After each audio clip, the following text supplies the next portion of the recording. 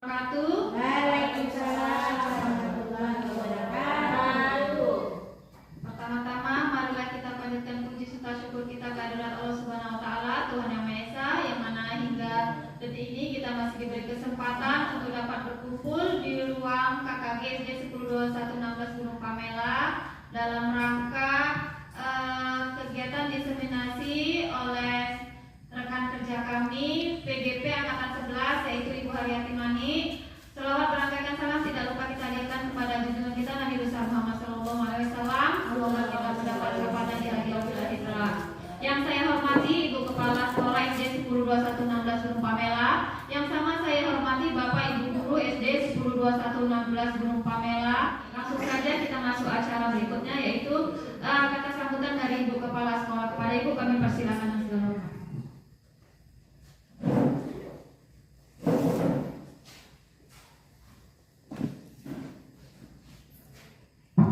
Baik, terima kasih kepada pewarna. Bismillahirrahmanirrahim. Assalamualaikum warahmatullahi wabarakatuh. Selamat siang dan salam bahagia buat kita semuanya. Alhamdulillahirabbil alamin. Wassalatu wassalamu ala asrofil anbiya'i wal mursalin wa ala alihi washabihi rasulillahi ajmain. Amma ba'du. Puji syukur sama kita panjatkan kehadiran Allah Subhanahu wa taala, Tuhan Yang Maha Esa, yang mana pada kesempatan ini kita masih diberi nikmat kesehatan, nikmat panjang umur sehingga kita dapat menyaksikan kegiatan rekan kita yaitu Ibu Haryati Manik dalam rangka diseminasi budaya positif. Kepala sekolah berharap marilah kita mengikuti kegiatan ini dengan baik sampai selesai sehingga kita nanti dapat memperoleh ilmu atau pengetahuan tentang apa itu budaya positif yang akan dipaparkan oleh calon guru penggerak kita yaitu Ibu Haryati Manik.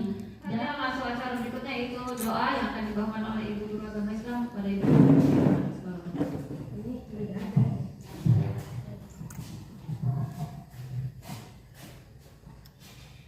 Bismillahirrahmanirrahim. Assalamualaikum warahmatullahi ta'ala wabarakatuh. Izinkan hari ini saya memimpin doa secara islami dan kita berdoa menurut agama dan kepercayaan kita masing-masing. Astaghfirullahalazim, astaghfirullahalazim, astaghfirullahalazim allazi la ilaha illa wal hayyul qayyum wa atubu ilaih. A'udzu billahi minasyaitonir rajim. Bismillahirrahmanirrahim. Alhamdulillahi rabbil alamin wassalatu wassalamu ala asyrafil anbiya'i wal mursalin wa ala alihi wa ashabi rasulillahi ajmain. Ya Allah, ya Tuhan kami yang Maha Akbar, ampunilah dosa kami, dosa kedua orang tua kami, dan sayangilah mereka sebagaimana mereka menyayangi kami sewaktu kami kecil. Ya Allah, ya Rahman, ya Rahim, Tuhan yang Maha Esa. Selamat siang Bapak Ibu. Siang. Iya. Kalau saya tanya apa kabar, jawabannya luar biasa, sehat. Saya Bapak Ibu luar biasa, sehat. Ya, oke. Apa kabar? Luar biasa, sehat. Iya. Senang sekali hari ini saya bisa berjumpa dengan Bapak dan Ibu Guru. Tidak jenuh-jenuhnya saya selalu memperkenalkan diri saya. Nama saya Haryati Manik, saya CGP Angkatan 11 dari SD 102-116 Kabupaten Serdang Bedagai. Pada kesempatan kali ini saya akan melaksanakan aksi nyata diseminasi budaya positif. Diseminasi ini seperti pembagian informasi terhadap rekan-rekan sejawat. Seperti itu dia. Next Pak. Ya Bapak Ibu, sebelum kita lanjut, kita buat kesepakatan dulu supaya tujuan dari kesepakatan ini agar selama diskusi kita ini kondisinya tetap kondusif. Ya, yang pertama, setujukah Bapak Ibu atau sepakatkah Bapak Ibu untuk menjaga ketertiban dan keamanan kelas kita? Ya, yang kedua, saling menghormati. Berpartisipasi aktif? Dan yang terakhir, selalu ditekankan selalu bahagia. Ya. Baik, next. Nah, Bapak Ibu pernah nggak dengar kata budaya positif? Pernah? Ya. Coba siapa yang tahu apakah di sekolah kita ini sudah menerapkan budaya positif? Ya, ayo, saya mau Ibu Intan dulu. Kira-kira apa budaya positif yang sudah ada di sekolah kita ini, Ibu Intan? Budaya positif yang sudah kita terapkan di sekolah kita adalah kegiatan atau kebiasaan pagi kita setiap harinya. Ya, apa saja itu, Bu? Kalau hari Senin upacara seperti biasa, Ya. kalau hari Selasa kita senam pagi, kemudian hari Rabu kita literasi dan Kamis juga sama literasi, kemudian hari Jumat kita injung beserta kegiatan religi, dan Ya. hari Sabtu juga ada kegiatan sarapan pagi. Iya, mantap. Jangan lupa juga yang paling tiap pagi kita lakukan adalah 5S. Makanya kita ada salam-salam setiap pagi kan? Iya, itu adalah budaya positif. Jadi apakah pengertian dari budaya positif? Siapa yang tahu? Ayo. Apakah budaya positif itu? Budaya positif merupakan perwujudan nilai-nilai atau keyakinan universal yang diterapkan di sekolah. Nilai-nilai kebaikan. Apakah yang kita laksanakan nilai-nilai kebaikan? Iya, betul. Nah, budaya positif dapat mendorong murid untuk mampu berpikir, bertindak, dan mencipta sebagai proses memerdekakan dirinya sehingga murid mampu mandiri dan bertanggung jawab. Jadi, sebenarnya kita sudah melaksanakan budaya positif, tetapi ada yang tertinggal, nanti kita bahas di sini. Supaya memantapkan budaya positif kita, ada yang tertinggal belum kita laksanakan. Itulah pembelajaran kita hari ini. Baik, next Pak. Oke, konsep inti dari budaya positif yang akan saya jabarkan ke depannya, yang pertama dimulai dari perubahan paradigma belajar, disiplin positif, nilai-nilai kebajikan universal, teori motivasi, keyakinan sekolah atau kelas, kebutuhan dasar manusia, 5 posisi kontrol, dan segitiga restitusi. Ya, yang pertama, pembelajaran dengan paradigma baru. Bapak Ibu, sekarang kita pakai kurikulum apa ya? Kurikulum Merdeka. Nah, paradigma pembelajaran baru itu, pembelajaran dengan paradigma baru merupakan pembelajaran yang dirancang berdasarkan prinsip pembelajaran berdiferensiasi. Pembelajaran berdiferensiasi ini pembelajaran di mana guru mampu menciptakan pembelajaran sesuai dengan kebutuhan murid, sesuai dengan gaya belajarnya, sesuai dengan kemampuannya. Nah, seperti itu. Apa tujuannya? Untuk mewujudkan profil pelajar Pancasila. Oke, next Pak.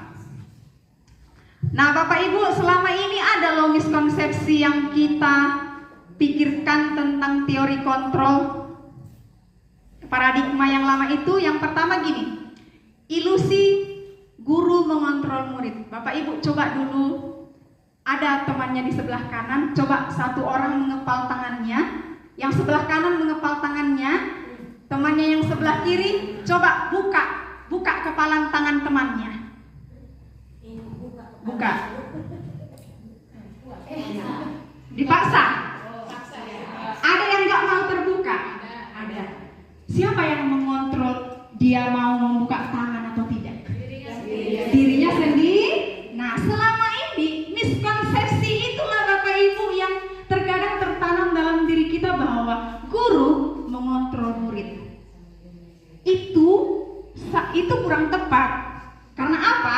Kontrol diri itu sebaiknya berasal dari diri kita sendiri. Miskonsepsi yang kedua, bahwa penguatan positif, efektif, dan bermanfaat. Contohnya begini, pemberian hadiah, menurut Bapak Ibu penguatan positif tidak? Positif. Tetapi menurut Ibu itu hal baik tidak dilakukan untuk menguatkan motivasi anak untuk belajar? Ada juga tidak, ada bisa juga iya. Nah, seperti itu Bapak Ibu, tidak semua penguatan positif itu efektif dan bermanfaat. Misalkan gini Bapak Ibu, kalau misalkan siapa yang bisa jawab dapat permen gitu. Misalkan saya guru kelasnya, tiba-tiba nanti masuk guru pelajaran mata pelajaran, dia tidak melakukan hal itu. Bisa jadi dia tidak bersemangat ketika dia belajar di guru mata pelajaran. Jadi itu kurang efektif. Itu motivasi yang berasal dari luar. Ya. Kemudian miskonsepsi yang selanjutnya adalah kritik dan membuat rasa bersalah mampu menguatkan karakter. Benar nggak kalau kita bilang ingat orang tuamu di rumah, maunya kau jangan begitulah belajar. Nah, pernah nggak sih kita buat seperti itu? Yakin nggak Bapak Ibu kalau itu menguatkan karakter? Yakin. Yakin. Kalau orang yang seperti itu, misalkan Bapak Ibu dibilang seperti itu, ingat orang tuamu, apakah perasaan apa yang muncul dalam diri Bapak Ibu? Perasaan pembuat rasa bersalah. Bapak Ibu merasa bersalah tidak? Ya. Menurut Bapak Ibu, kalau orang merasa bersalah, rendah diri atau makin percaya diri? Makin rendah diri. Makin rendah diri kan Bapak Ibu? Seringkali kita bilang kan, hormati yang lebih tua, terus kita bisa bilang, ya aku kan lebih tua daripada kamu. Nah, itu kurang tepat Bapak Ibu. Kan bilang tadi bahwa hanya diri kita yang dapat mengontrol diri kita sendiri. Oke, lanjut Pak. Nah, mengubah paradigma stimulus respon tadi, yang miskonsepsi tadi, ke pendekatan teori kontrol. Harusnya kan Bapak Ibu, bukan kita itu lahir unik atau sama. Kita lahir unik atau sama? Unik berbeda berarti kan? Iya, seharusnya memang kita berbeda. Terus dalam pendekatan teori kontrol ini bukan model berpikir menang kalah Bapak Ibu, tetapi model berpikir menang-menang. Oke, next, disiplin positif. Dimulai dari yang pertama, ini yang kedua disiplin positif. Nah Bapak Ibu, teori kontrol itu tadi adalah salah satu dari bagian nanti budaya positif. Oke, yang ini selanjutnya disiplin positif. Apa sih disiplin positif itu? Bapak Ibu, kalau kita dengar kata disiplin, apa yang kita pikirkan? Peraturan. Terus apalagi yang kita pikirkan? Hukuman. Benar nggak hukuman? Melanggar disiplin kena hukuman gitu ya? Iya kan? Nah, kalau di dalam disiplin positif ini kita bukan berpikir lagi menang kalah tadi ya kan? Tetapi nanti kita berpikir menang-menang, tidak ada lagi yang namanya hukuman di sini. Oke? Disiplin berasal dari kata disiplina yang artinya belajar. Seseorang yang memiliki disiplin diri berarti mereka bisa bertanggung jawab terhadap dirinya sendiri.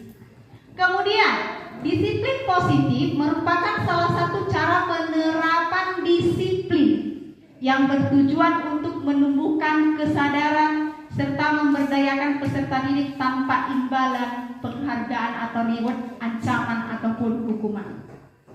Nah, Bapak Ibu, saya mau tanya begini. Sudah efektifkah pelaksanaan disiplin di sekolah kita ini? Belum. Iya. Itu perlu dikaji ulang. Oke, perlu dikaji ulang untuk dapat menerapkan disiplin yang positif. Nah, kemudian sebagai pendidik, tujuan kita adalah menciptakan peserta didik yang memiliki disiplin diri sehingga mereka berperilaku mengacu pada nilai-nilai kebajikan universal dan memiliki motivasi intrinsik bukan motivasi ekstrinsik. Disiplin positif berarti menciptakan peserta didik yang memiliki disiplin. Next Pak. Oke, nilai-nilai kebajikan. Sama nggak ya nilai-nilai kebajikan dengan nilai-nilai kebaikan? bersama ya kan Bapak Ibu. Kalau misalkan kita lagi rapat, menurut Bapak Ibu nilai kebajikan apa yang harus diterapkan kalau lagi rapat? Tertib, kemudian sopan, kemudian saling menghormati, menghargai ya kan Bapak Ibu. Nah, itu hal-hal yang baik, benar? Nilai yang disepakati bersama terlepas dari suku, bangsa, agama, bahasa maupun latar belakang. Ya kan? Jadi nilai kebajikan itu nilai yang disepakati bersama terlepas dari perbedaan-perbedaan yang ada. Kemudian contoh nilai kebajikan institusi atau organisasi. Ada nilai profil pelajar Pancasila, ada primary years program, ada keterampilan hidup, dapat dipercaya, lurus hati, segala sesuatu hal-hal yang baik. Itulah Bapak Ibu yang dimaksud dengan nilai-nilai kebajikan. Oke, next Pak. Nah, Bapak Ibu pernah nggak anak-anak kita, para peserta didik kita nih, kita merasa bahwa dia itu adalah anak yang sangat aktif, suka mengganggu temannya. Adakah siswa kita seperti itu? Ada. Tahu nggak Bapak Ibu? Ternyata nih, sikap anak-anak yang seperti itu untuk memenuhi kebutuhan dasarnya sebagai manusia. Pernah nggak bertanya gini, kenapa kamu mengganggu temanmu? Terus jawabannya begini, lucu aja Bu, gitu. Main-main Bu. Nah, ada kebutuhan dasar yang ingin dipenuhi, berarti bermain, benar kan Bapak Ibu? Nah, apa sih kebutuhan dasar manusia itu? Kebutuhan dasar manusia adalah segala sesuatu yang kita lakukan untuk mendapatkan apa yang kita inginkan. Seluruh tindakan yang kita lakukan memiliki tujuan tertentu. Dan semua usaha yang terbaik kita lakukan adalah dalam rangka agar kebutuhan dasar kita terpenuhi dengan baik. Sama seperti ketika seorang polisi menginterogasi orang yang mencuri. Kira-kira apa jawaban orang yang mencuri? Untuk makan Bu, betul nggak? Itu adalah salah satu kebutuhan manusia. Next Pak. Nah, 5 kebutuhan dasar manusia. Bapak Ibu, kenapa kita harus tahu sih kebutuhan dasar manusia ini? Supaya kita tahu Bapak Ibu, ketika kita menemui masalah-masalah peserta didik, kita bisa menggali kebutuhan dasar apa yang mau dipenuhi dia sehingga ia melakukan hal itu. Gitu. Jadinya guru kita dapat memahami dia dan berusaha memang sebisa mungkin kita memenuhi kebutuhannya itu gitu. Oke? Yang pertama, kebutuhan makan, pakaian, tempat tinggal, kesehatan, itu namanya kebutuhan bertahan hidup. Ya kan, sama seperti makan tadi, kebutuhan bertahan hidup. Yang kedua, kebutuhan kasih sayang dan rasa diterima, rasa diperhatikan, dipedulikan, diinginkan. Kemudian penghargaan, keinginan untuk dianggap memimpin, diakui, didengar. Kalau yang ini, misalkan ada siswa kita gini, ih kau hebat rupanya kau jadi pemimpin upacara ya. Makin tampil dia terus, makin tampil dia terus. Ada kan Bapak Ibu siswa kita begitu? Nah, itulah disebut dengan penghargaan. Kemudian kesenangan. Ini mandiri, memiliki pilihan, mencoba hal yang baru, mengendalikan dirinya. Yang itu tadi, ketika di alasannya lucu Bu, aku lucu loh Bu, kalau aku jambak rambutnya dari belakang Bu, katanya. Berarti dia kesenangan. Oke? Ini terbalik kayaknya Bapak Ibu ya. Ya, ini kebebasan ya Bapak. Kesenangan tadi itu bermain. Nah, kemudian ada juga motivasi perilaku. Motivasi perilaku manusia Bapak Ibu. Selain kita harus mengetahui kebutuhannya, kita harus tahu juga apa motivasi manusia melakukan sesuatu. Misalkan gini, yang pertama itu adalah untuk menghindari ketidaknyamanan atau hukuman. Pernah nggak Bapak Ibu tanya siswa gini, kenapa kamu cepet-cepet datang ke sekolah? Atau kenapa kamu nggak ngerjain? Kenapa kamu mengerjakan PR? Ya supaya jangan dihukum Bu, gitu. Ada kan jawaban anak-anak kan Bapak Ibu? Nah ternyata itu adalah motivasi ekstrinsik. Kemudian ada untuk mendapatkan imbalan atau penghargaan dari orang lain. Kenapa kamu misalkan piketnya rajin sekali? Jawaban anak-anak biasanya apa? Biar jangan kena marah. Selain itu, ya mendapat nilai yang bagus. Itu adalah bentuk dari ingin mendapatkan imbalan atau penghargaan. Nah Bapak Ibu, saya mau bertanya, gimana kira-kira jika ada seorang anak, misalkan setiap hari siapa yang datang cepat kita kasih imbalan. Bagaimana kira-kira perasaan anak ketika hari itu misalkan saya lupa membawa permen sebagai hadiahnya? Iya, apa? Kecewa. Itulah motivasi ekstrinsik itu, motivasi yang gak akan tetap. Dia akan berubah sesuai dengan keadaan, sesuai dengan orang yang disukainya atau kegiatan yang disukainya. Seperti itu. Yang diinginkan dari motivasi perilaku manusia adalah motivasi intrinsik. Motivasi untuk menjadi orang yang mereka inginkan dan menghargai diri sendiri dengan nilai-nilai yang mereka percaya. Maksudnya begini Bapak Ibu. Saya datang ke sekolah bukan mau cari muka atau bukan mau dapat imbalan atau dapat hadiah. Saya mau datang ke sekolah karena saya mau menghargai diri saya mau jadi teladan bagi murid-murid saya. Saya mau menghargai diri saya sendiri dan menghargai orang lain. Nah, itulah motivasi intrinsik. Oke? Biasanya motivasi intrinsik ini bertahan lama Bapak Ibu. Misalkan gini, di dalam suatu kelas ada pernah nggak anak-anak, si A terlambatnya Bu, aku pun besok terlambat lah. Ada yang seperti itu Bapak Ibu. Tetapi jika anak itu mengatakan dia terlambat, ya udah aku tuh tak datang lebih cepat. Nah, itu sudah mulai ada motivasi intrinsiknya. Dan ini saya bilang bukan sebuah pekerjaan yang cepat dan mudah, bukan. Ini adalah pembiasaan nanti yang dilakukan, namanya budaya. Budaya itu kan suatu yang dilakukan secara terus menerus gitu ya kan Bapak Ibu, sehingga menjadi kebiasaan kan Bapak Ibu. Nah itu yang mau dipahamkan di sini. Oke, next Pak. Nah ada juga yang namanya motivasi manusia itu karena takut hukuman, seperti yang kita bahas tadi. Tidak terencana, tiba-tiba murid tidak tahu apa yang terjadi dilibatkan. Baru ada namanya konsekuensi. Ini terencana, disepakati. Baru ada namanya restitusi, proses menciptakan kondisi bagi murid. Nah, ada yang mau saya tanya Bapak Ibu. Misalkan siswa kita terlambat, kemudian kita suruh nyuci WC. Apakah dia hukuman atau konsekuensi? Namun sebelumnya saya mau tanya, sama nggak hukuman dengan konsekuensi? Hampir sama? Coba, kenapa Bu Ana?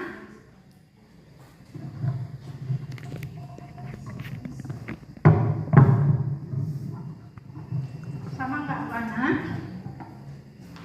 Menurut saya hampir sama. Kalau hukuman itu kan karena dia melakukan kesalahan, konsekuensinya apa gitu.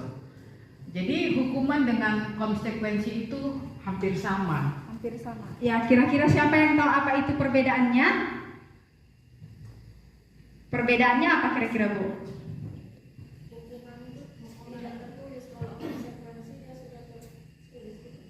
Hukuman coba Bu. Ya Bu. Kalau hukuman dia spontanitas, kalau konsekuensi dia sudah terkonsep gitu ya. Iya, betul sekali. Kalau hukuman itu secara tiba-tiba tepuk tangan. Iya. Bapak Ibu, kalau dia hukuman itu secara spontan. Ya, sementara kalau konsekuensi itu adalah sudah terencana. Misalkan peraturan kita, jika datang terlambat, maka berdiri di depan pintu selama 5 menit. Itu sudah peraturan yang kita buat. Itu konsekuensinya karena melanggar peraturan. Tetapi kalau hukuman tadi itu tidak terencana, biasanya nggak selaras dengan kesalahan. Gitu. Dia datang terlambat tapi kita suruh nyuci WC. Kan nggak nyambung dia, Bu. Nah, itu dia. Kemudian kalau restitusi, proses menciptakan kondisi bagi murid untuk memperbaiki masalah. Nanti kita akan bahas. Oke, next Pak. Nah, ayo kita tebak-tebakan dulu ya. Nah, Bapak Ibu yang warna hijau, lari mengelilingi lapangan basket 2 kali karena terlambat hadir di sekolah. Hukuman atau konsekuensi? Hukuman atau konsekuensi Bapak Ibu? Hukuman? Kenapa hukuman Bu Neni? Kayak mana kalau saya bilang itu konsekuensi?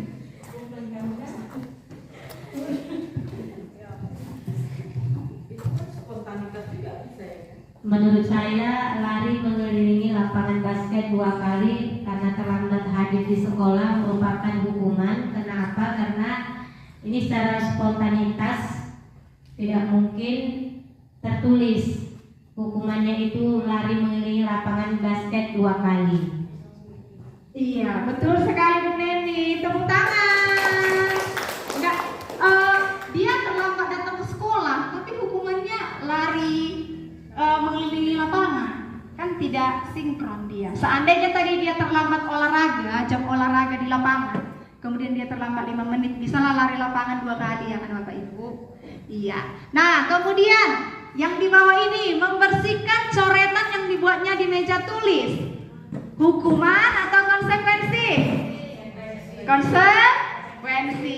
Iya betul. Yang di atas menggantikan kertas tugas teman yang telah dicoret-coret. Hukuman atau konsekuensi?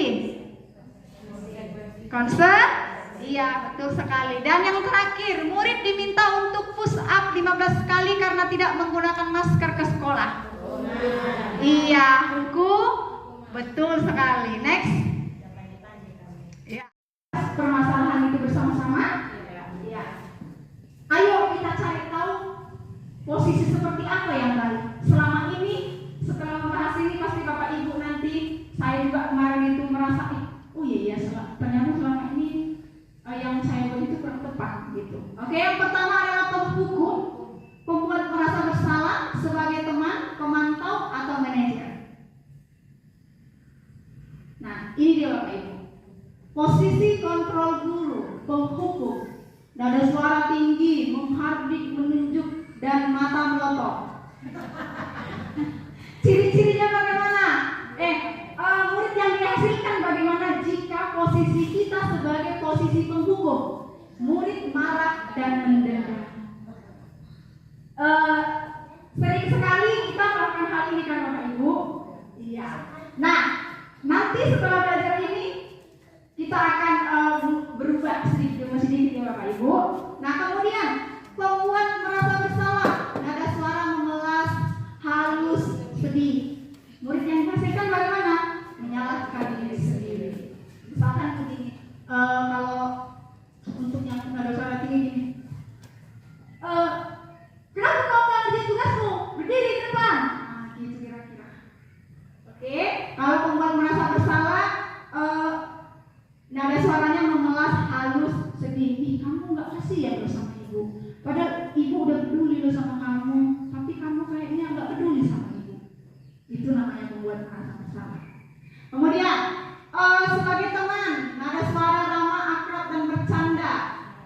Murid yang dihasilkan, murid akrab tapi ketergantungan. Kalau misalkan lah dia anak-anaknya seperti ini Bapak Ibu, menyukai hanya guru itu. Misalkan kalau dia merasa bahwa ibu ini bisa menjadi teman itu, dia hanya suka dengan itu. Tetapi ketika ada nanti guru lain tidak sebagai teman, maka dia tidak akan suka pelajaran yang dibawa oleh guru lain itu. Ini kurang tepat juga. Yang keempat, posisi pemantau, nada suara datar dan bahasa tubuh formal. Kok terlambat kau hari ini? Apa peraturan kita? Nah, misalnya dibilang datang jam sekian Bu, oke. Kamu tahu apa konsekuensinya? Iya Bu. Sekarang kalau kamu tahu konsekuensinya, laksanakan. Nah, nadanya itu datar dan akan mensangkut pautkan dengan peraturan. Itu memantau. Selama ini juga kita posisi memantau kan Bapak Ibu. Ya. Oke. Perasaan murid yang dihasilkan, perasaan murid tidak nyaman. Oke. Baru yang terakhir adalah posisi manajer. Ini yang sebaiknya kita laksanakan. Nada suara tulus, bahasa tubuh tidak kaku, mendekat ke murid. Murid yang dihasilkan tenang, berpikir lebih baik. Ya. Pernah nggak Bapak Ibu waktu itu ada anak yang bertengkar, saya yang menengahi gitu. Apa yang saya lakukan waktu itu? Berubah cara saya ya kan Bu Ana, cara menghadapi mereka. Nah, kenapa? Karena saya sudah belajar ini Bapak Ibu. Karena saya sudah belajar ini. Sebaiknya kita berada di posisi kontrol mana ya Bapak Ibu? Manajer. Dan kalau memang tidak sampai manajer, minimal jadi pemantau ya Bapak Ibu. Ya kan? Budaya positif kah itu Bapak Ibu? Budaya positif kan cara menghadapi siswa, bagaimana siswa itu tidak merasa bersalah, bagaimana siswa itu tidak merasa terancam, ya kan? Jadi sebaiknya ini minimal paling enggak inilah. Itu. Oke Bapak Ibu? Next. Contoh di 5 penerapan posisi kontrol. Kasus siswa tidak memakai atribut lengkap saat upacara bendera. Posisi penghukum akan mengatakan begini. Kamu terlambat, kamu tidak memakai dasi dan topi. Sekarang kamu berdiri, hormat 30 menit di depan bendera. Nah, gitu. Itu namanya posisi penghukum. Kemudian membuat merasa bersalah. Kamu selalu saja mengecewakan ibu yang padahal ibu udah selalu mengingetin kamu. Kalau dia sebagai teman gini, ayolah ikuti aturan sekolah, tolonglah bantu ibu sekali ini ya. Ya sudahlah, tidak apa-apa, masuk aja ya. Sekali ini maafkan kamu, masuk aja sekarang ya. Itu namanya Bapak Ibu sebagai teman. Oke. Kemudian sebagai pemantau, kamu sudah melanggar peraturan sekolah, kamu tahu kan konsekuensinya. Itu misalkan ketika nggak bawa topi atau dasi, konsekuensinya nanti bisa kita buat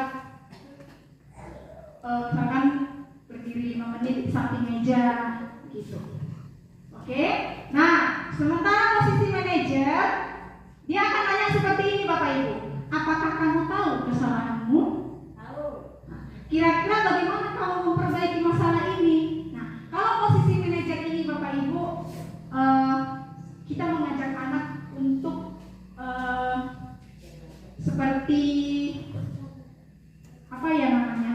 Kayak kita mengajak anak untuk mencari solusi dari masalahnya. Itu posisi manajer. Dan kita dalam posisi manajer ini berharap bahwa anak tersebut mengetahui kesalahannya dan mau memperbaiki kesalahannya. Itulah posisi manajer ini. Oke, next Pak. Nah, Bapak Ibu, ini saya ada soal seperti ini. Bapak Ibu boleh diskusi dengan teman di sebelahnya. Kira-kira posisi kontrol apa dalam cerita yang dipilih Bapak Ibu di kertas ini? Beda-beda ini soalnya.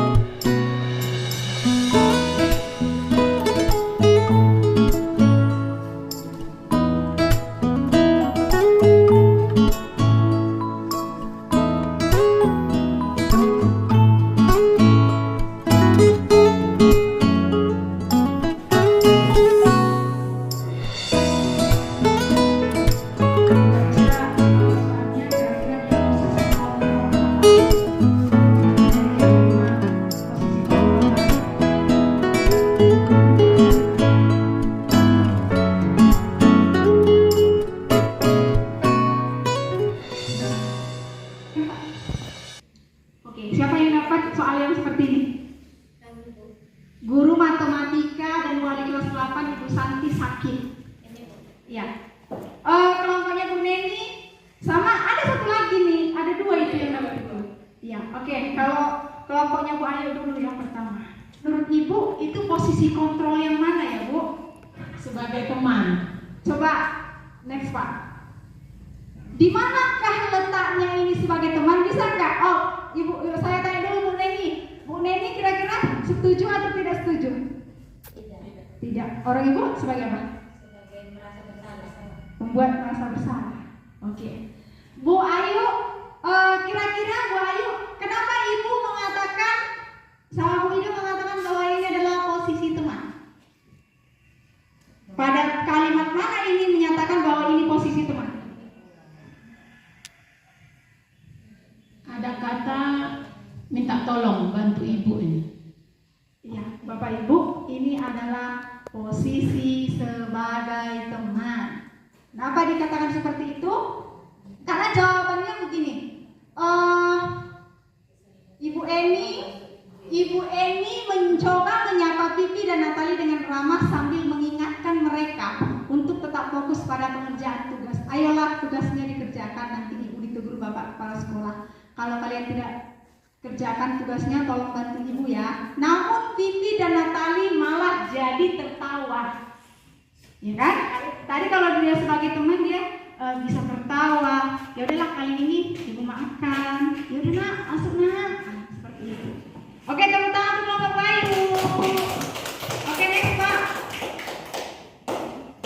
Nah, yang kedua, kasus yang kedua, Sabrina hari itu bangun terlambat. Siapakah yang dapatkan ini? Pak Guna sama?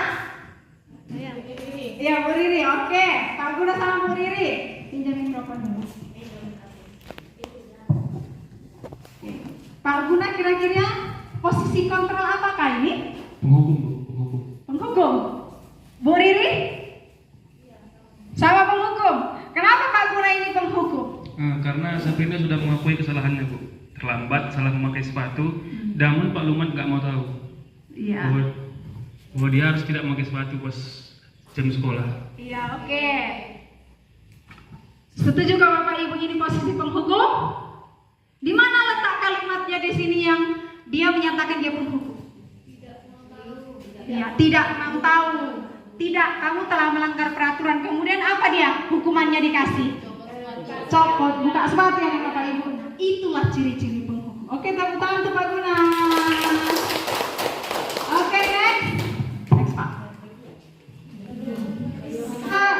Ibu Doni, siapakah yang dapat kasus ini? Bu Ana sama Bu Intan. Oke. Bu Ana dulu. Kira-kira ini posisi kontrol apa Ibu?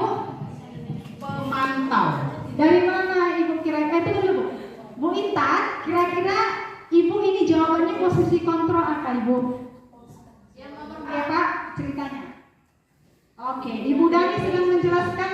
Kira-kira Bu Ana tadi Ibu bilang apa Bu? Pemantau. Coba Bu Intan, kenapa memilih pembuat merasa bersalah? Pada kalimat manakah itu? Ada kalimat ini. Gimana kamu Fajar? Kamu tidak kasihan sama ibu ya? Ibu sudah capek-capek mengajarkan kamu, tidak kasihan sama ibu. Iya, benar kan Bapak Ibu? Pembuat merasa bersalah nggak seperti itu? Ya, oke, tepuk tangan buat Bu Intan. Kamu juga. Next soal yang terakhir. Anto dan Dino sedang bermain. Siapakah yang dapat ini? Oke. Posisi apakah ini? Mana? Oke. Posisi apa Bu? Manajer. Kenapa kira-kira Ibu memilih posisi manajer? Di situ Ibu Suti sudah bertanya tentang keyakinan sekolah yang disepakati, serta apakah Dino bersedia memperbaiki kesalahan. Dino pun menjawab, iya dia bersedia. Lalu kemudian Ibu Suti pun bertanya, hal apa yang bisa dilakukan untuk memperbaiki masalah? Anto pun menjawab, saya perlu memperbaiki kancingnya Bu. Nah disitulah dia sebagai manajer. Iya, benar Bapak Ibu? Iya, oke teman-teman. Benar. Ini adalah posisi manajer. Dia mengarahkan siswa untuk menanyakan kesalahannya, kemudian berdiskusi untuk memperbaiki kesalahannya. Oke, sudah paham Bapak Ibu posisi kontrol? Posisi kontrol manakah yang harus kita laksanakan?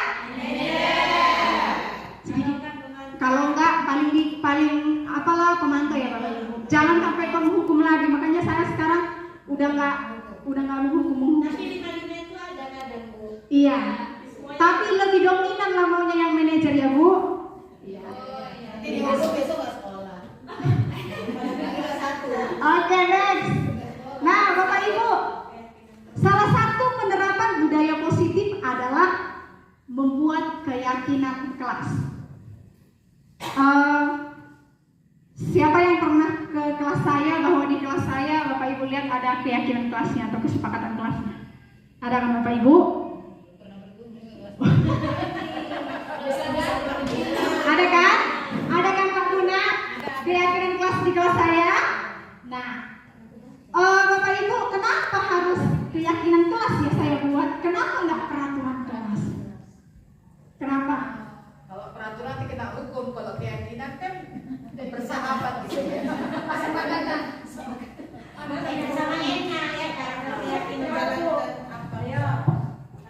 Mengapa keyakinan di dalam kelas bukan peraturan ya? Kalau peraturan di dalam kelas takut kena hukum. Tapi kalau dia buat keyakinan kelas itu ada rasa aman gitu ya. Rasa senang, rasa bersahabat lah gitu. Iya, bagus sekali tentang udah berarti udah dapat yang tadi ya kan? Iya, benar sekali ya. Keyakinan itu lebih bersahabat. Namanya kita buat sendiri ya kan? Kita buat sama-sama. Ya jangan lain ketakutan. Tapi kalau tadi peraturan, ya harus patuh gitu ya. Buat bersama antar guru dan siswa, fokus pada nilai-nilai positif yang ingin ditanamkan. Baru siswa memiliki pemahaman yang lebih baik tentang alasan dibalik aturan. Sementara peraturan kelas dibuat oleh guru tanpa melibatkan siswa, baru fokus hal-hal yang boleh dan tidak boleh dilakukan siswa, baru siswa tidak memahami alasan dibalik peraturan.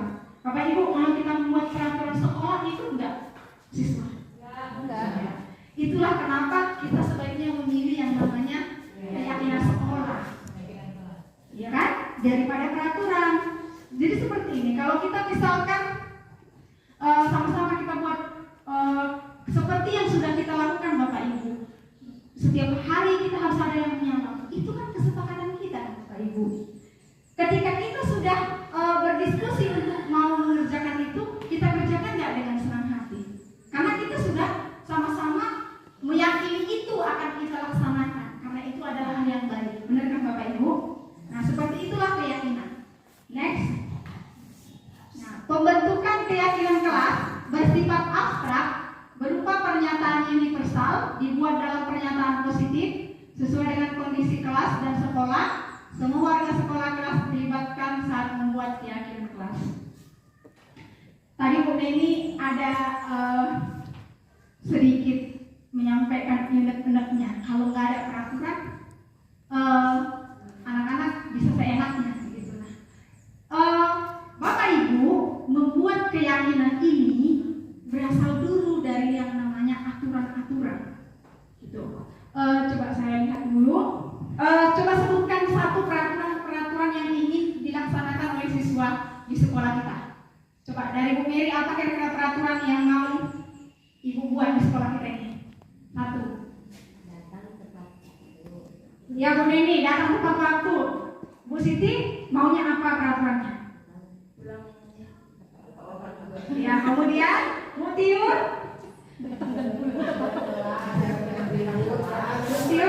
Bu Tiur.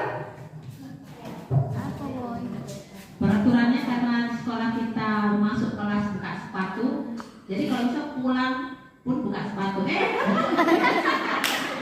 Pulang tetap pakai sepatu. Anak-anak sudah nenteng sepatu. Next aja Bu Risma, biar kita buat apa hubungan peraturan dengan keyakinan nanti.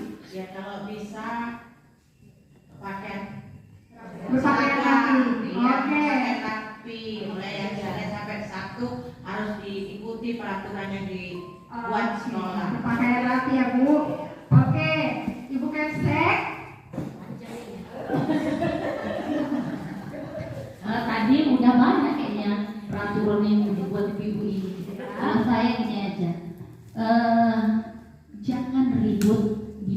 kelas.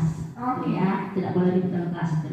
Oke, next, lanjut. Bu Ana, apa kira-kira peraturan yang mau Ibu laksanakan di kelas? Disiplin. Jangan ribet udah sih ya.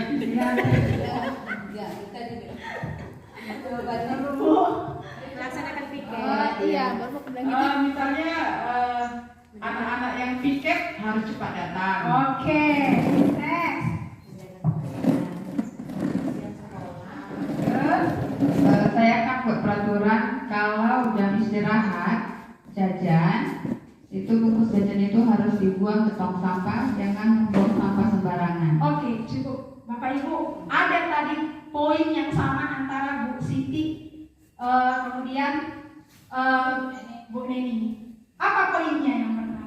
Apa poinnya itu? Peraturan mereka datang tepat waktu, pulang tepat waktu. Kalau Bapak Ibu kita pikirkan, itu kan peraturan nih. Itu kira-kira nilai apa itu Bapak Ibu? Benar nggak Bapak Ibu? Nah itulah yang dibuat di sini Bapak Ibu di keyakinan kelas ini. Misalkan disiplin terhadap waktu. Itulah keyakinan. Disiplin terhadap waktu. Nanti kita ajak anak-anaknya Bu, bagaimana yang dinamakan dengan disiplin terhadap waktu. Barulah nanti dibilangnya datang tepat waktu Bu, pulang tepat waktu Bu, masuk kelas tepat waktu. Gitu. Makanya ini berasal dari peraturan dulu. Kalau kita mau buat keyakinan kelas Bapak Ibu, suruh dulu anaknya buat peraturan-peraturan. Apa sih maunya? Gitu. Kan namanya membuat keyakinan dari kita, dari mereka kan. Nah seperti itu. Berarti satu tadi keyakinan kita adalah disiplin terhadap waktu. Kami meyakini bahwa kami disiplin terhadap waktu. Wih mantap nih. Aku yakin loh aku orang yang disiplin. Nah gitu. Kira-kira itulah perasaannya. Nah yang kedua tadi ada membuang sampah ke tong sampah, datang piket. Itu kira-kira nilai apa? Menjaga kebersihan. Itulah dia. Kami yakin bahwa kami harus menjaga kebersihan sekolah atau menjaga lingkungan sekitar kami. Bagaimana penerapannya? Yaitu mengerjakan piket, membuang sampah pada tempatnya. Itulah keyakinan. Paham Bapak Ibu? Ada tadi lagi, jangan ribut di dalam kelas. Biasanya itu kan peraturan kan, jangan ribut dalam kelas. Bagaimana bentuk keyakinannya? Menjaga apa itu? Keamanan, ketertiban ya Bapak Ibu, keamanan dan ketertiban. Dibuatlah, kami meyakini bahwa kami harus menjaga keamanan kelas. Nah, seperti itu Bapak Ibu keyakinan. Jadi kalau keyakinan ini lebih umum. Dari keyakinan ini nanti kita tanya, apa rupanya yang harus dilakukan? Lebih spesifik lagi lah yang tadi membuang sampah, ngerjain piket, ngepel, nah, seperti itu. Saya akan Bapak Ibu. Oke, next Pak. Oke, selanjutnya Bapak Ibu, tadi kita udah bahas bahwa banyak sekali masalah kita temukan di pada anak didik kita di kelas. Ada satu strategi yang akan saya bagikan kepada Bapak Ibu, yaitu segitiga restitusi. Segitiga restitusi adalah proses dialog yang dijalankan oleh guru agar dapat menghasilkan murid yang mandiri dan bertanggung jawab. Ada 3 tahapan restitusi: menstabilkan identitas, validasi tindakan yang salah, dan menanyakan keyakinan. Next Pak. Oke Bapak Ibu, menstabilkan identitas berdasarkan prinsip membuat kesalahan adalah bagian dari proses pembelajaran. Kata-katanya begini. Bu anak kemarin atau ketika tadi dia merasa marah atau merasa takut, kita stabilkan dulu dia Bu, supaya dia merasa tenang. Itu maksudnya. Apa yang biasa dilakukan? Kita katakan begini. Nah, berbuat salah itu wajar. Tidak ada manusia yang sempurna. Ibu juga pernah salah loh. Kemudian kamu berhak merasa begitu. Itulah kira-kira kata-katanya. Kalau kita dibilang gitu, misalkan saya tahu ibu datang terlambat karena mengurus anak ibu, dan saya juga pernah datang terlambat. Nah, itulah kira-kira kata-katanya. Kalau sesama guru ya Bapak Ibu. Oke, next Pak. Kemudian validasi tindakan yang salah berdasarkan prinsip bahwa perilaku berupaya memenuhi suatu kebutuhan tertentu. Ini pasti pernah kita laksanakan ini. Kenapa kamu memukul dia? Kenapa kamu mengambil Di dalam validasi tindakan yang salah ini mencari tahu alasan anak tersebut melakukan demikian. Oke Bapak Ibu, biasanya gini, kamu pasti punya alasan. Kamu bisa seharusnya melakukan yang buruk dari ini ya, tetapi kamu tidak melakukannya. Lalu kamu patut bangga karena telah melindungi sesuatu yang penting bagimu. Oke, next Pak. Lalu yang terakhir menanyakan keyakinan. Berdasarkan prinsip kontrol bahwa dasarnya kita termotivasi secara intrinsik. Di sinilah Bapak Ibu, yang tadi cerita-cerita itu kan ada kan menanyakan keyakinan kan Bapak Ibu. Di sinilah dia, apakah tindakanmu ini melanggar keyakinan kelas kita? Keyakinan kelas mana yang sudah kamu langgar? Seperti apa gambaran sebuah kelas yang ideal? Kamu ingin menjadi orang yang seperti apa? Pernah kan Bapak Ibu saya bilang gitu sama siswa saya kan, kamu emang mau jadi orang yang seperti apa? Orang baik katanya kayak gitu sama saya. Berarti kalau jadi orang yang baik, kamu dirimu adalah orang yang baik, berarti berbuatlah yang baik. Saya bilang gitu. Jadi di dalam segitiga restitusi ini Bapak Ibu, kontrol apa yang harus kita ambil di sini? Sebagai apa? Sebagai apa Bapak Ibu? Sebagai di sini kan tepat di sini. Apakah tindakanmu melanggar keyakinan kelas? Ya kan? Sebagai manajer itu menenangkan Bapak Ibu. Ya, ini yang sangat perlu sekali kita ketahui dalam menjalankan peran kita sebagai seorang guru. Oke Bapak Ibu. Nah, ada yang mau bertanya? Ya Bu Intan kayaknya ada pertanyaan. Sedikit bertanya dari semua penjelasan. Jadi tadi kan itu dari kontrak tadi ya. Kita kan bukan dianjurkan yang lebih baiknya kan menjadi manajer. Jadi kalau seandainya di antara semua tadi kita kerjakan, bisa kadang jadi penghukumnya, bisa jadi kadang pemantaunya, apa lagi tadi? Menjadi teman. Nah, bagaimana? Apakah anak itu akan menjadi seperti apa hasilnya? Kalau memang semua kita lakukan, nah gitu.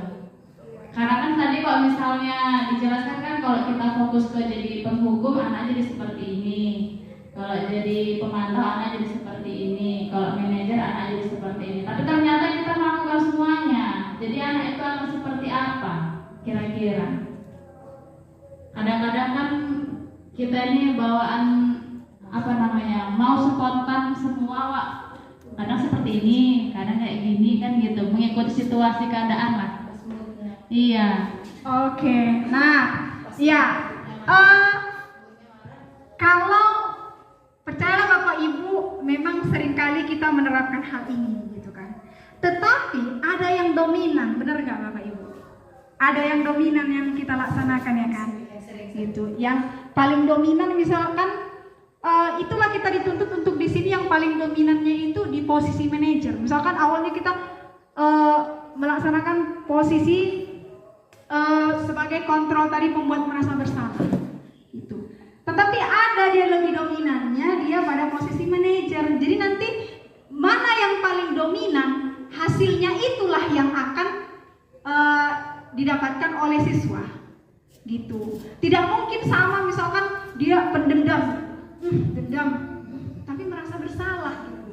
Jadi mana yang dominan dilaksanakan Bapak Ibu, ya seperti itulah yang didapatkannya.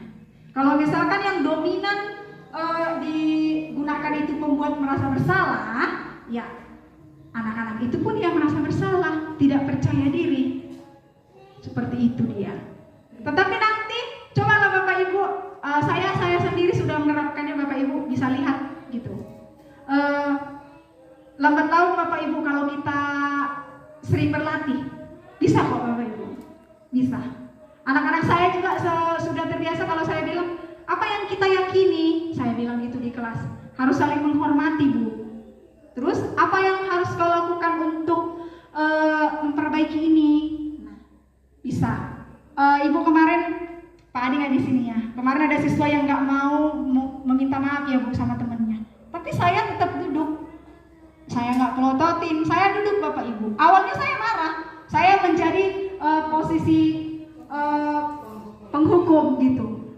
Tetapi oke, saya ingat lagi segitiga restitusi ini gitu. Kemudian saya tenang dulu gitu, baru saya ujuk dia. Kamu salah tidak? Nah, saya stabilkan dulu identitasnya. Nggak apa-apa loh kalau kita nggak sengaja, kan kita bisa loh lakukan minta maaf sama teman. Sampai lama Bapak Ibu, sampai lama. Tapi saya tetap duduk.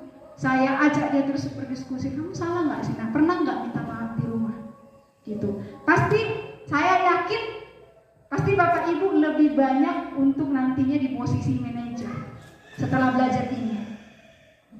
Ya Bapak Ibu. Jadi nggak usah khawatir Bu Intan ketika kita ada penghukum gitu, ada ini. Tetapi saya mau harapkan dari kita dikurangin itu penghukumnya. Kita pun kan, saya pun dulu seperti itu. Tetapi ketika saya belajar ini, saya belajar, akhirnya pola pikir saya berubah. Saya kerjakan sedikit demi sedikit. Bu, Ibu pernah gagal? Oh pernah, pasti pernah gagal saya.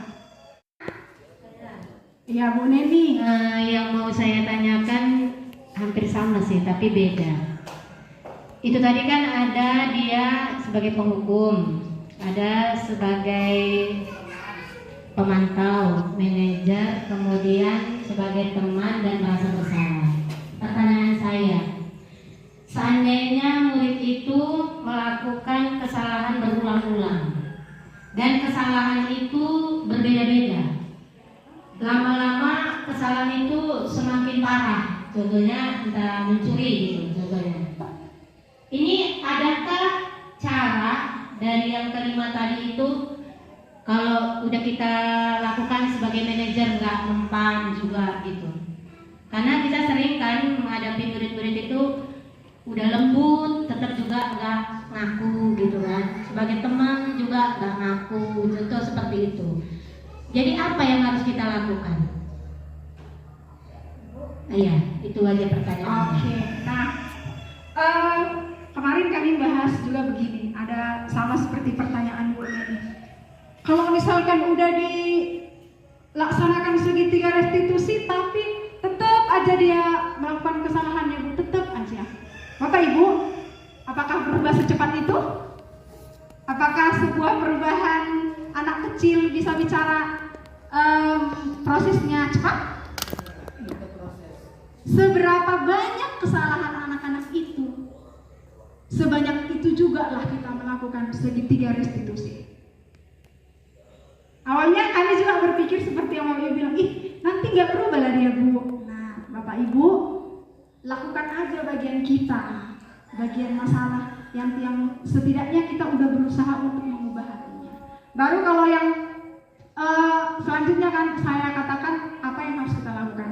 Bapak Ibu, kami juga belajar yang namanya nilai kolaboratif sebagai seorang guru. Kolaboratif melaksanakan kerjasama dengan rekan guru ataupun orang tua peserta didik.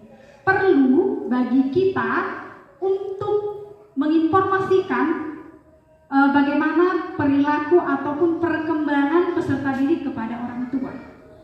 Tanggung jawab, hampir sama tanggung jawab kita dengan tanggung jawab orang tua kan Bapak Ibu. Nah, perlu kita memberitahu itu kepada orang tua. Tetapi gini, kalau tadi masalah mencuri ya kan Bu, kita harus punya bukti Bu. Gitu. Jadi nggak pernah dapet. Ya kalau memang kita mau menyampaikannya kepada orang tua, kita buat strategi Bu. Kita buat strategi supaya kita dapat buktinya dulu, baru kita panggil orang tuanya. Gitu Bu. Saya yakin untuk yang ini memang sampai sekarang pun mungkin siswa saya masih tetap saya terapkan, kesalahannya hari ini beda, besok beda. Tetapi tetap saya tekankan segitiga restitusi itu Bapak Ibu. Mungkin hari ini dia nggak menyadari apa arti segitiga restitusi, tetapi paham nggak kalau emosionalnya Bapak Ibu dia nggak merasa takut sama kita?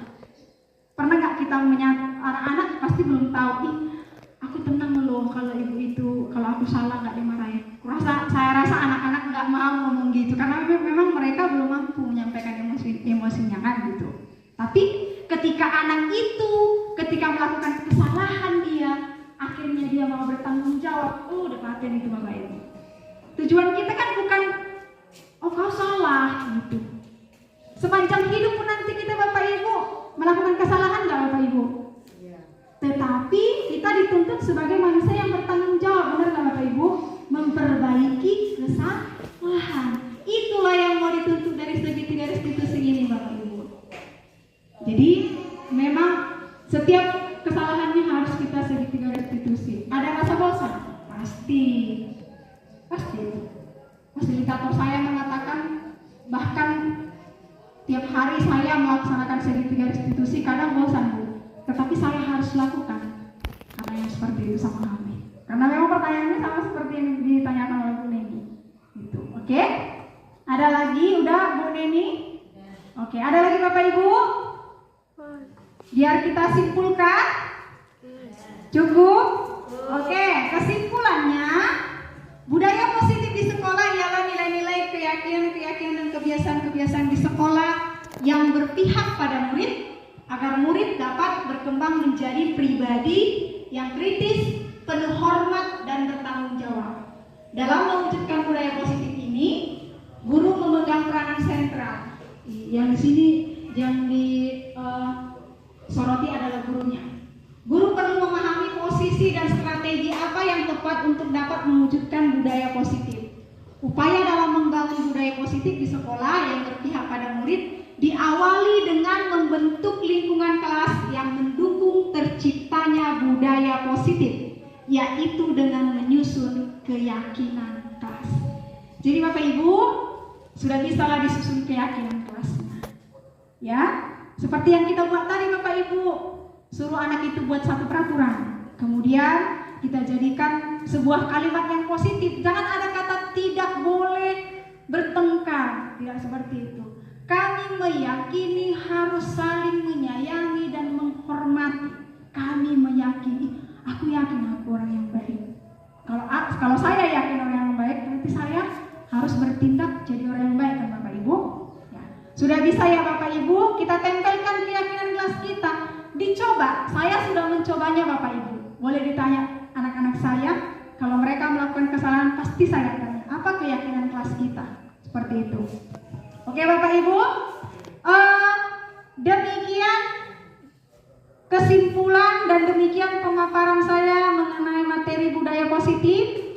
Semoga dengan materi ini kita semakin tumbuh menjadi figur guru yang dapat menciptakan budaya positif.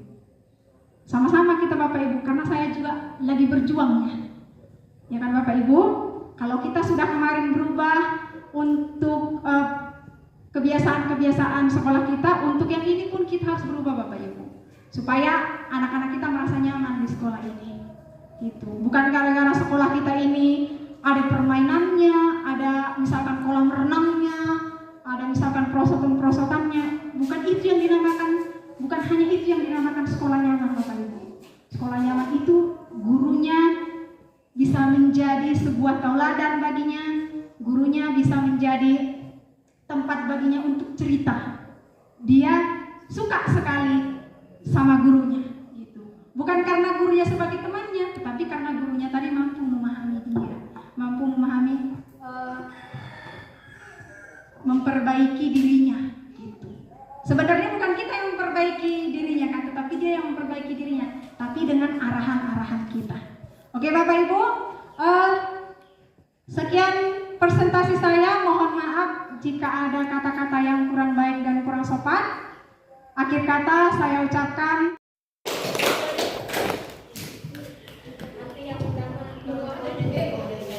terima kasih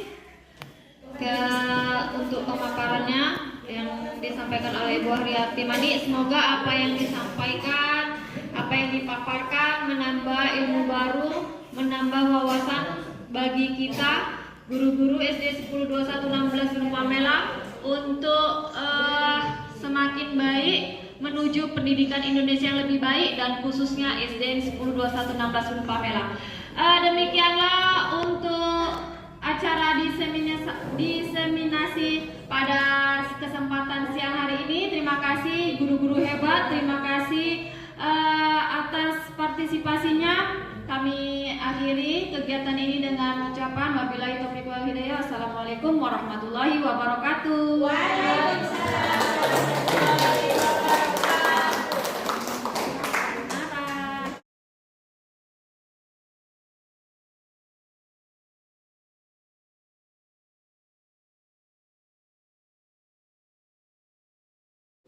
Selamat pagi anak ibu guru. Apa kabar? Luar biasa.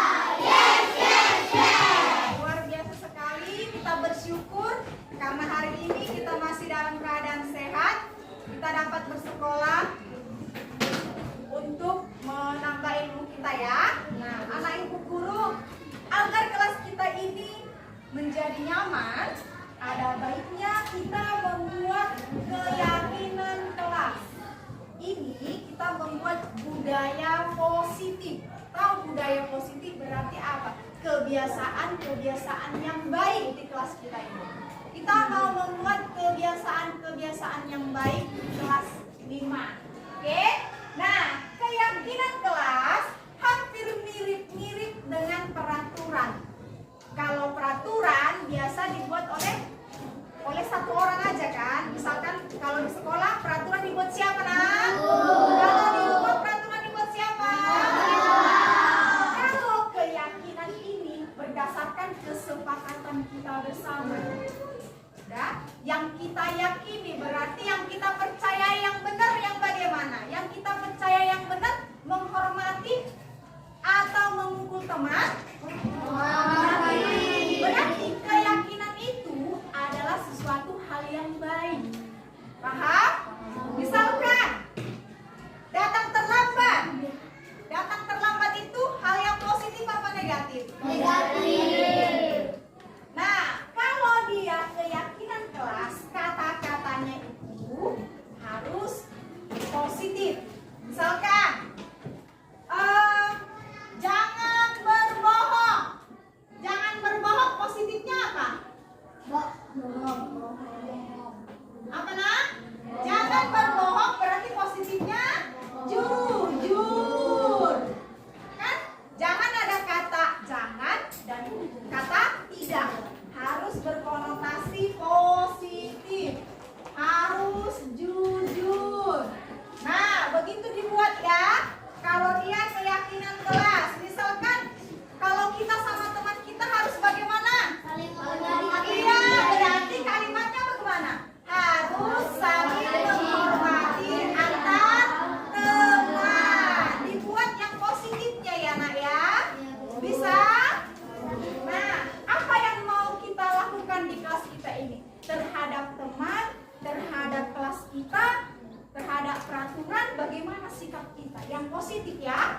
Bisa? Setelah itu nanti kita akan simpulkan apa sih keyakinan kelas kita. Ingat, keyakinan adalah hal-hal yang kamu percayai baik. Hal-hal yang kamu percayai baik. Sudah? Paham anak ibu guru? Setiap orang akan ibu berikan kertas post-it ini. Kamu akan menuliskan di atasnya, nggak perlu ditaruh namanya. Udah? Paham?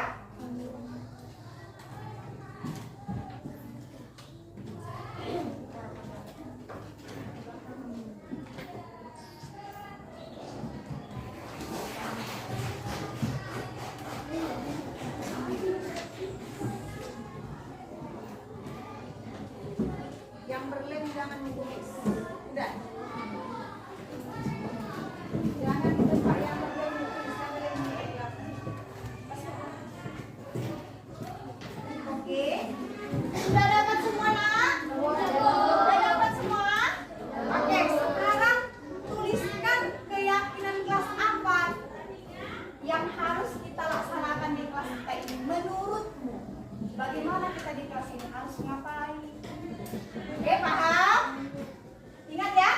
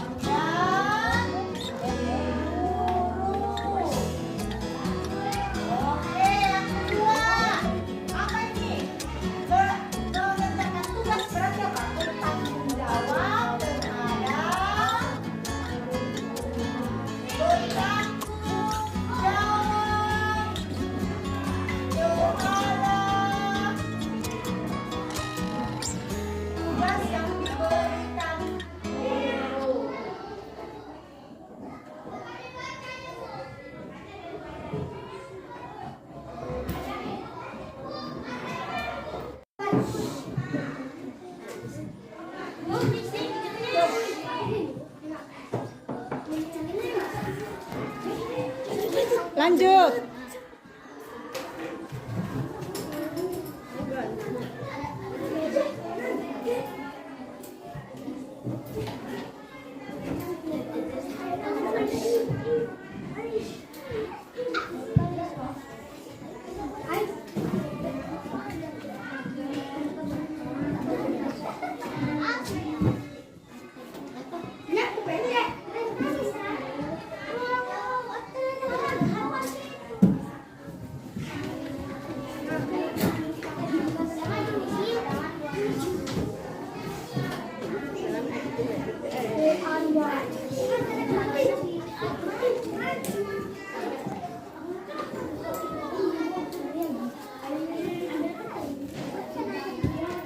Mom.